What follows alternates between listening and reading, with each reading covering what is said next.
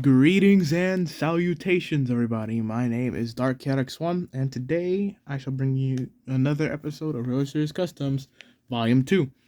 Today we shall be looking at another character from the Great Race of 2016, and that is Ashima. Now, as with Axel, there have been some changes to her bases to make her fit with the British theme I'm going for, with the realistic, every engine has a British basis or a basis that can run in Britain, or has had a member stored in Britain. So you can expect at least one French design.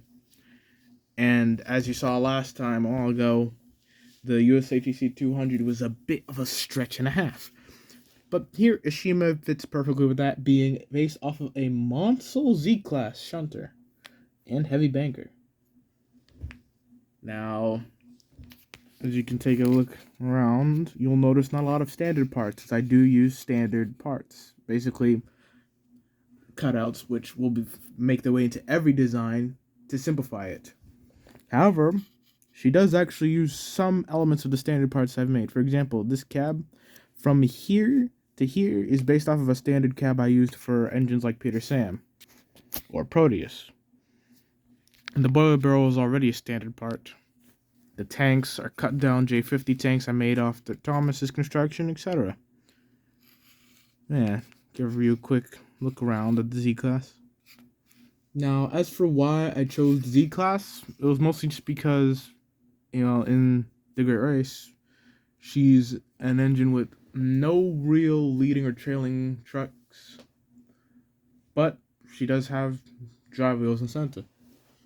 And there are a lot of engines that do fit this definition, but outside cylinder 080s, which is what I settled on going for, Z-Class fits that perfectly.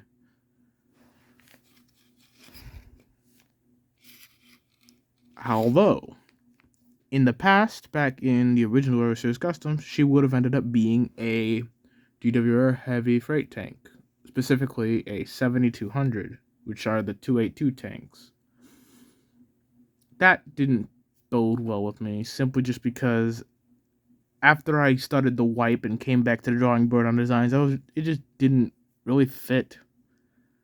I would have had to keep her with the theme of Little Western engines and put her on Little Western, but as for where she is allocated, I'll save that for the profiles on Wattpad.